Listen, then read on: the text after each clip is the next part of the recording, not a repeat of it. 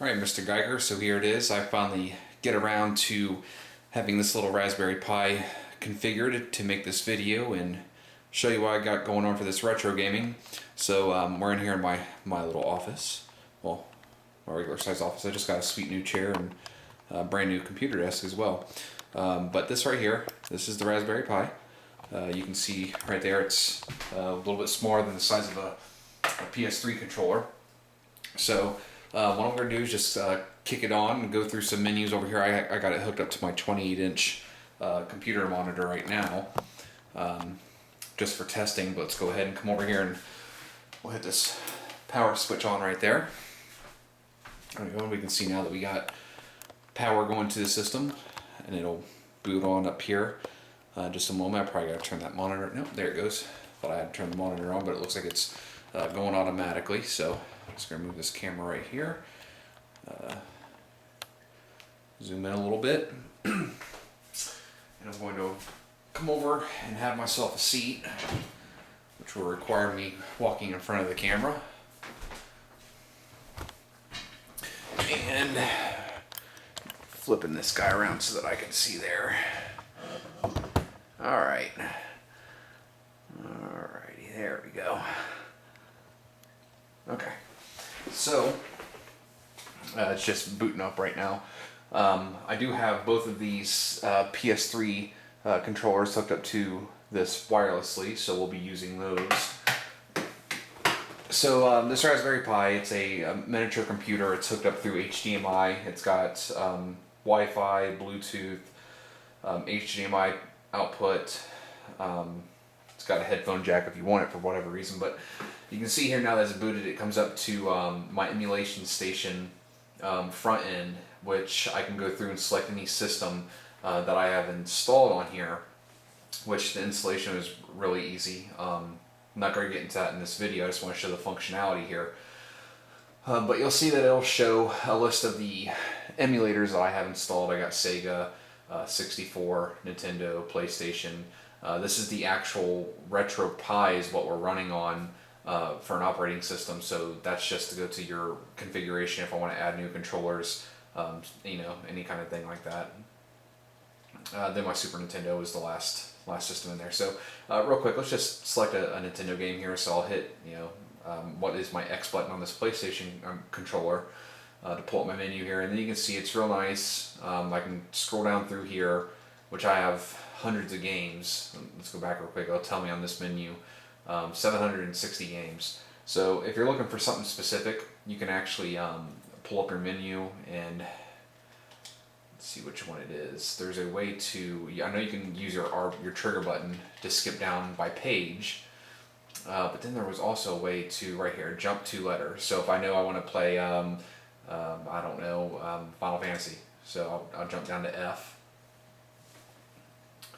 Oh, and I accidentally launched the game, so I'm going to back out of that real quick. I hit the button twice, but you can see it jump down to F. So yeah, let's just hop down here to Final Fantasy. I'll come over and I'll select that, and then it'll just tell me that it's loading the game. And I got the volume turned down on this because, again, this is my first real computer monitor I ever bought back years ago that I use for work now. So the sound's not going to be very loud because of the monitor, not because of the system. But there we go. We can see as soon as my volume thing goes away, I can select whatever I need here.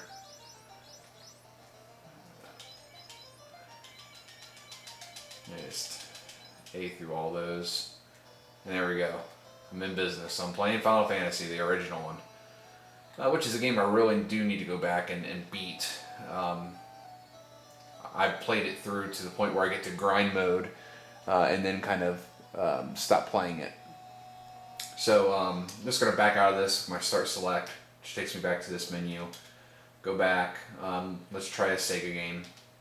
I have actually not played anything on this yet. I've only had the chance to get it configured and everything. So let's see. I think I have General Chaos in here. So let's see if I can jump to that. I'll go to my menu.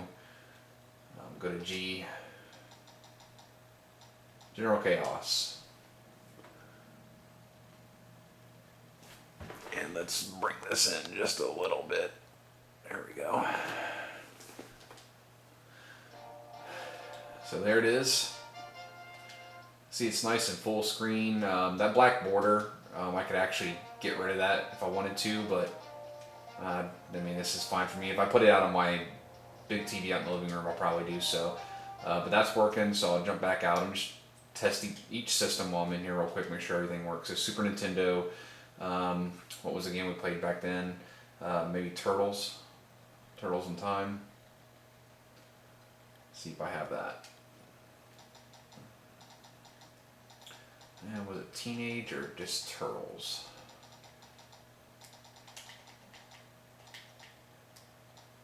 Alright. Well, maybe it was Teenage. There we go. Turtles in Time. Play it. Now, I could go play Zelda, but I don't think you know what that looks like because you never got to play it. Cowabunga. Old Konami, whatever the hell it was. They made Zombies Ate My Neighbors, which was a great game. There we go.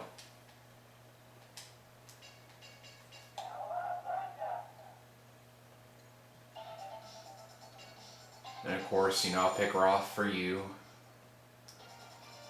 Alright, so that's playing.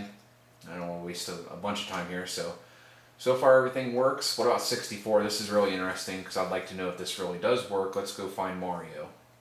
So I'll hit select, come over to Super Mario, which would be under S. Was it Super Mario 64 or Mario 64? Actually, now I don't really remember. Super Mario 64.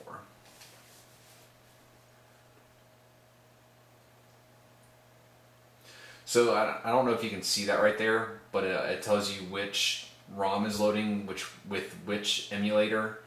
Then it also says to hit A button to configure stuff if you need to change anything. So this one's taking a second to load, so I hope that it works.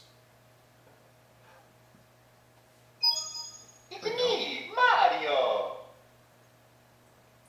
Hello.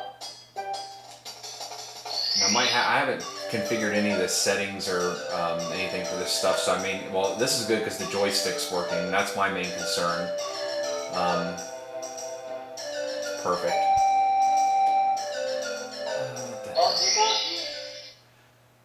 Now it's really loud.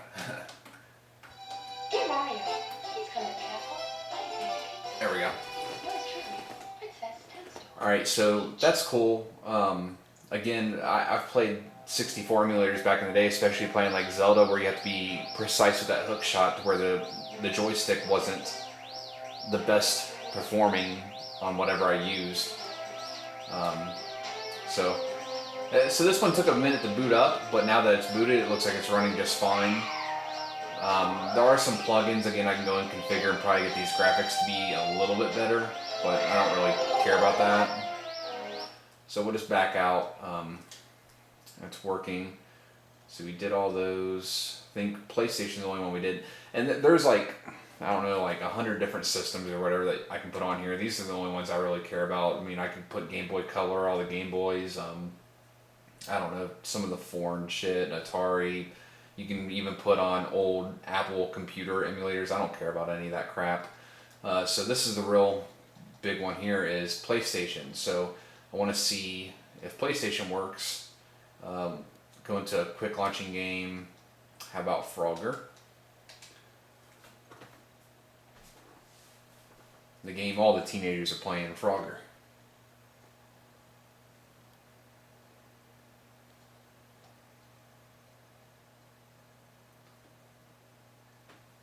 So if I ever want to add more games, it's really cool. I don't have to do a whole lot. I download it on my computer and I put my USB stick in my computer, and I have folders for each emulator. I copy it to that folder on that USB stick and then plug it into this mini computer, and it will automatically move it over to my hard drive on this mini computer. So I don't have to actually like do anything. Once I plug it in, it automatically does it. And when I say hard drive on the mini computer, I'm talking, it uses a mini SD card. So I got a 64 gigabyte mini SD card as the hard drive. So there we go, Frogger loaded up. checking for memory cards. Ugh, those days. So it's just, man, this game actually was kind of cool. You know, I made fun of myself for it being the first PlayStation game I ever owned because my grandma bought it for me, if you don't recall that. But I did actually enjoy it. Oh yeah, watch me pwn noobs. Oh, right into the water I went.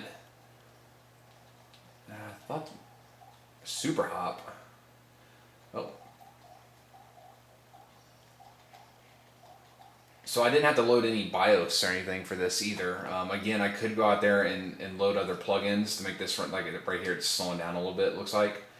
So I'll probably have to finagle some settings for this, but I didn't have to actually download the BIOS, which is cool. So, alright, so at the high level everything's working. Like I said, I'll probably come in here into my PlayStation and probably that 64 and mess with some of the settings. But other than that, I think I'm pretty happy with this. Again, it's a small mini computer, Raspberry Pi. I don't have to sit in my bedroom and play or at my office and play or whatever. So I don't know. It's cool. Ooh, Saga Frontier. I want to check that out real quick.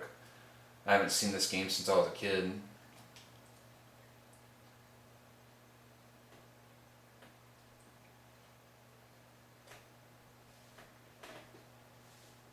Saga Frontier 2.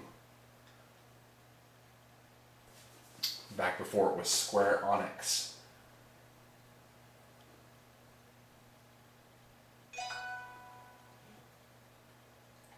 Alright, come on. All these damn titles.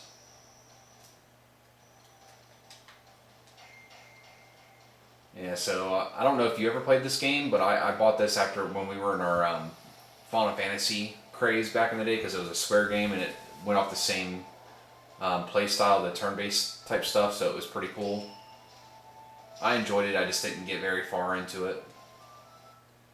So, alright, not gonna waste any more of your time. I just wanted to show you what I had going on with this. If you're ever interested, man, it's super cheap. The whole setup for this Raspberry Pi, the computer, the case, the power cord, all that stuff, I was out the door probably under $50. So if you're ever interested in the future, just let me know. I'll give you details.